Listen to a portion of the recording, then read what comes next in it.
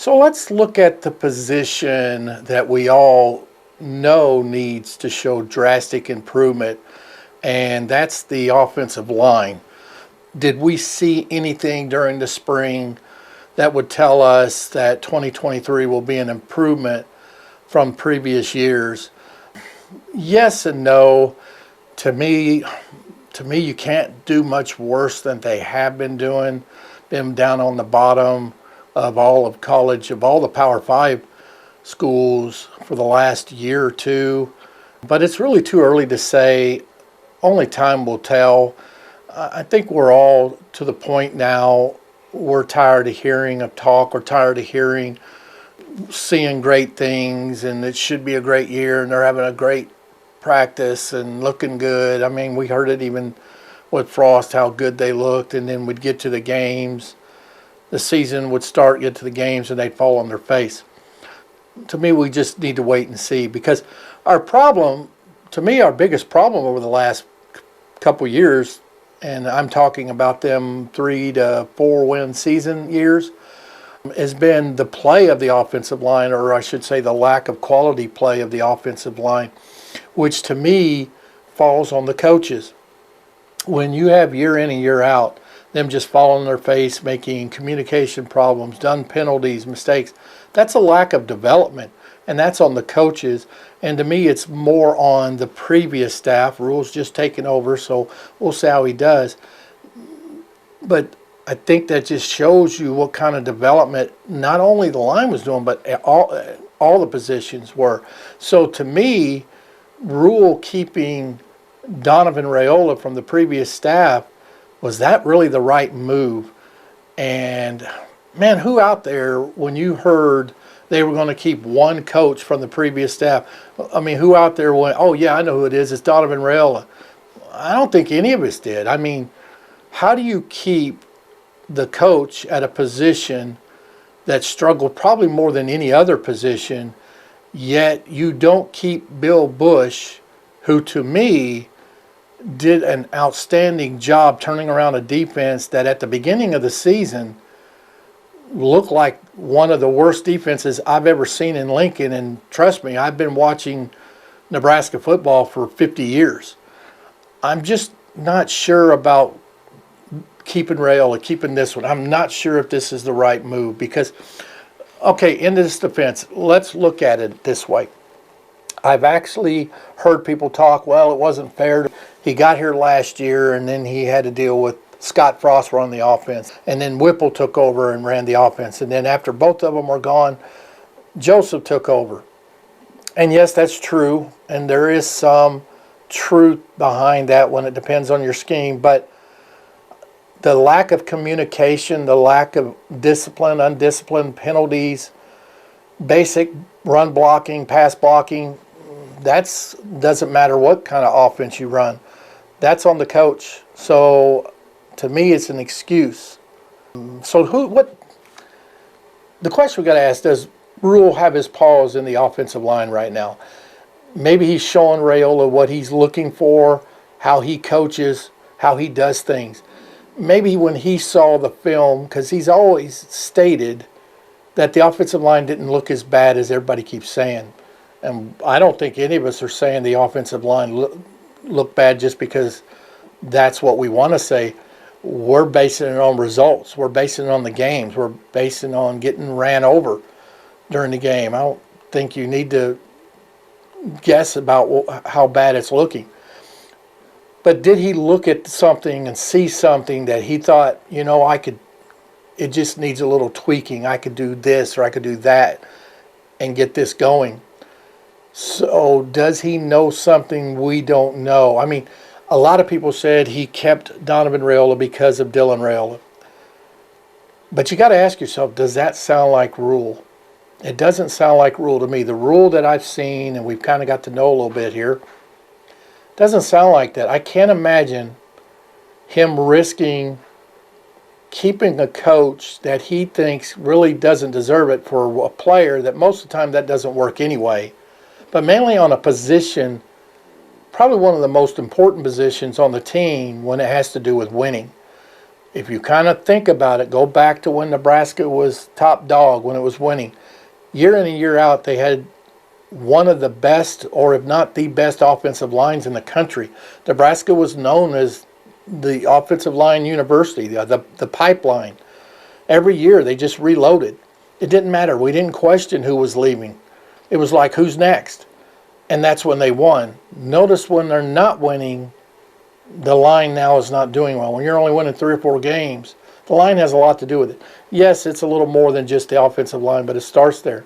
I've always said, and I've always been this way, if I've been a coach or anything, I've always said it starts with the lines, and that's the offensive line and the defensive line. You have to take care of them. Yes, you need a quarterback. Yes, you need some skilled positions, but it comes down to the offensive line and the defensive line. I think Rhule needs to concentrate on that. You get them two back to good elite status, the rest will fall in. The rest will come together. Then you'll start getting them recruits like maybe Dylan or Brandon Baker. So let's just say right now, for argument's sake, that let's start off by saying Rhule knows what he's doing and has an agenda here. And he's willing to help get Donovan Raiola up to speed on what he needs to do to develop these players the way Rhule wants them developed and how to develop them. Because Rhule has shown in his previous college stops that he can develop players, and he's pretty good at it. Now, I'm also going to come into Donovan Raiola's defense a little bit here, as the last couple years the offensive line was hurting because of injury and because of the lack of depth and experience, which even that's still a question now. And if anyone knows, if you get a quality offensive lineman that goes down for an injury, it can make the whole group fall apart. And we've seen it even in the NFL ranks, in the pros. Think about it. An example is Teddy Prohowski.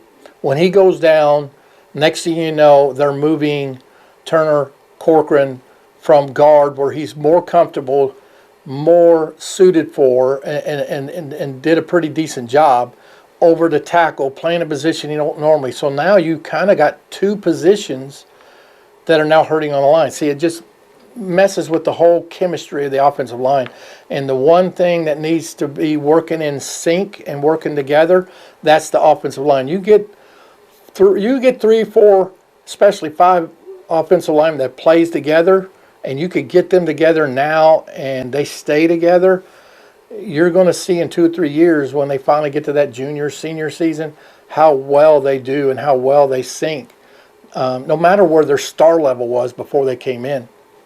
So offensive line is the one position that is key to have that unity and that sync in there, because you throw one, it's like a link in a chain. You throw one off and it just breaks the whole chain. So let's see how they do. And, you know, Rhule's even stated on this line that he feels that there's 2 or 3 offensive linemen that are NFL caliber players. And after watching the spring game, yes, I saw them get pushed around at times. But let's look at some of the positives that we saw that everybody might be overlooking.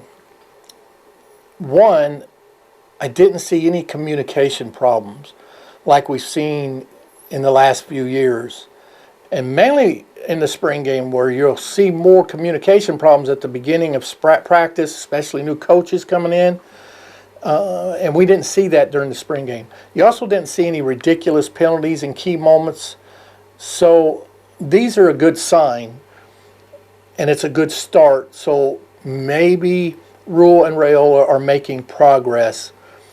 Also, which is a key right now, especially going into the summer camp, there are no significant injuries on the offensive line, which has been devastating the last couple years. So with all this being said, I could see this line playing better this year. How better? That's the question. As, like I said, it was one of the worst in college football. And again, that's on the coaches, just plain and simple. So let's see how they do under Rhule. And yes, I know Donovan Rhule is still their position coach, But I just have to believe Rhule is involved, not after what we've seen the last couple years. I'm sure when he looked at that, he has to have some input in there.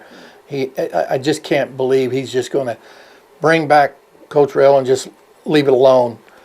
We also need to keep Teddy Prochowski healthy, as he's missed his first 2 seasons with season-ending injuries. This is extremely important. This is one of the most important, as depth, especially at tackle, is in dire need. Now, Teddy Prochowski missed all of winter conditioning and spring practice because he was still recovering from that season-ending injury from last year, which was the biggest blow of the season last year, and that just kind of, after that, everything just went downhill. If Teddy can stay healthy, he's basically, to me, he's got that left tackle spot locked up. He's the starting left tackle. There's no question. I do not see that changing or anyone coming and taking it from him. The only way I see that not happening is, again, he goes down with an injury. And if that happens, we're all screwed again anyway. But I do see some signs that this unit can and will play better in 2023. We've already mentioned Prochowski coming back off injury and playing that needed blindside position. Also, keep in mind, what's going to help this line improve and play better is getting the Arizona State transfer Ben Scott to come in and lock down that center position. That was key and very important. I mean, now Scott was limited a little this spring due to a minor injury, but I do not see this being a factor at all come the summer camp. Now, due to the lack of the offensive line depth, Rhule limited the whole offensive line during the spring game, and they all wore them gray jerseys because they actually had to play on both squads. They had to play on the red squad and the white squad. And this could also be why at times we saw them during the spring game get pushed around the defense, as they really never really had a break during the game. And Rhule even praised the line after the game of how well they did during the game, especially for them playing on both squads and taking so many snaps the whole game. And again, keep in mind, playing both sides, playing both snaps, playing a lot more snaps than everybody else. You didn't really see a lot of communication problems, and you definitely didn't see a lot of stupid penalties. And Rhule's even stated that he believes this team can win now. Now, does he know something we don't know? Does he see something we don't see? Maybe, but maybe he's just pumping sunshine up their asses, hoping that they'll, get a spark out of him and they'll play better. Only time will tell, but I can't imagine he's telling everybody, because most of the time what's everybody say? Because even in his first year at Temple and his first year at Baylor, the first year didn't go well. I think both of them had 1 or 2 wins.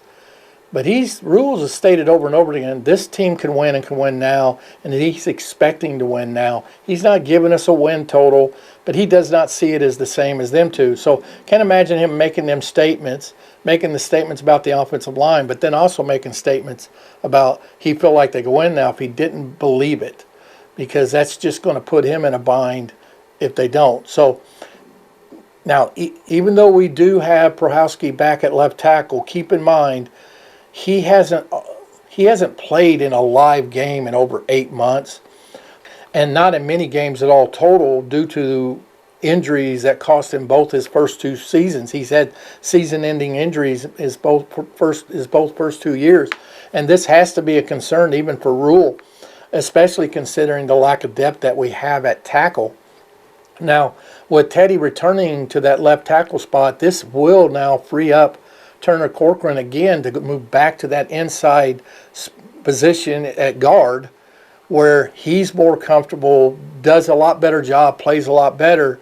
So that's why it's key to get Teddy Prochowski healthy and on that offensive line. He's got a lot of talent, and let's hope we get to see it this year. Donovan Raiola has even stated that Corcoran is his most versatile player in the room.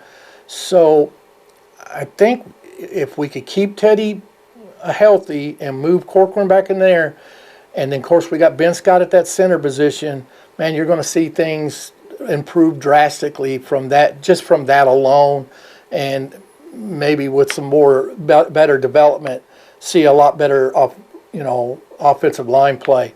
Now, Bryce Benhart has been the one player we could count on. He's got the most starts as any of the offensive linemen at 30 starts.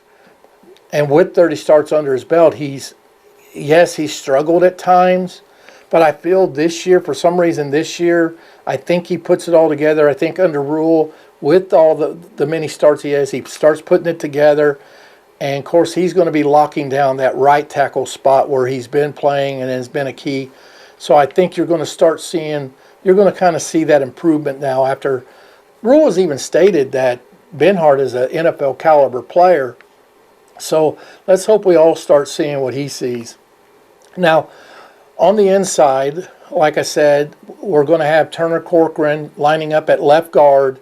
And in right guard position, we're going to have Ethan Piper with Ben Scott at that center position. So these 5 players, if healthy, will be our core and strength, as well as give our offensive line our most experienced group on the field.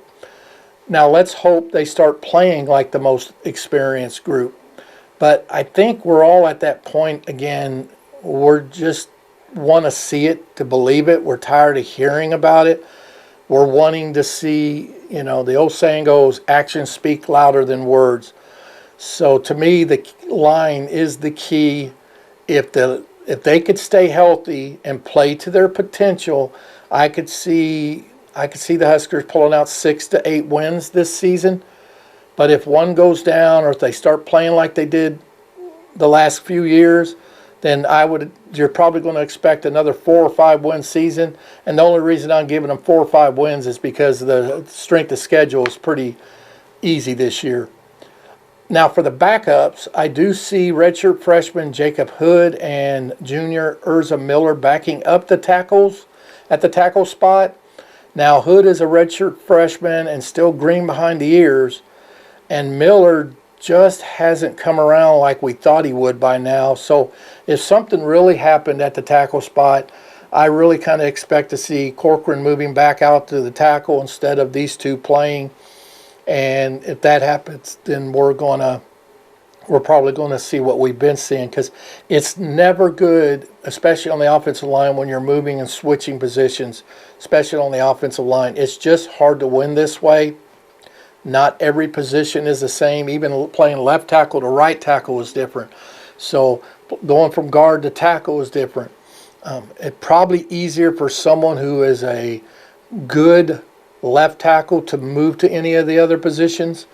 And even Ben Scott, he's been kind of versatile too. So I think he's played guard before in his past. So he's something that could move there if you had to move Corcoran over. But then again, who do you give the center spot for?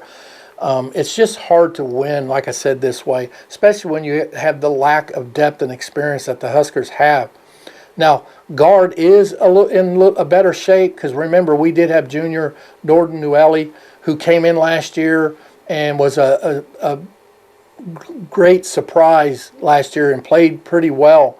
And so I could see him coming in and playing guard, moving Corcoran back out if something happened. Let's see what Newelly can do this year. He will get probably a lot of more playing time. He will be in the rotation. And with a year under his belt, I expect some great improvement. You usually do your biggest improvement between that first and second year. So I'm kind of excited to see what Newelly has to offer. Also, we have sophomore Henry Latowski. He's the other backup. I feel he's going to be the other backup at guard. And then you're going to have Justin Evans-Jenkins backing up Ben Scott at center. And Rhule has even praised redshirt freshman Justin Evans-Jenkins throughout the spring. And I'll stay positive and say Rhule will get more out of this offensive line than what we've been seeing. Let's cross our fingers that we see what we're hearing and hoping we see. Now, if you don't mind, please hit that subscribe button and help us get to that 1,000 subscriber mark by the end of the month. And if you'd like to leave a small $2 or $3 tip, you can use the links in the description below, as we do accept Venmo, and the Cash App. Again, thank you for watching. Go Big Red.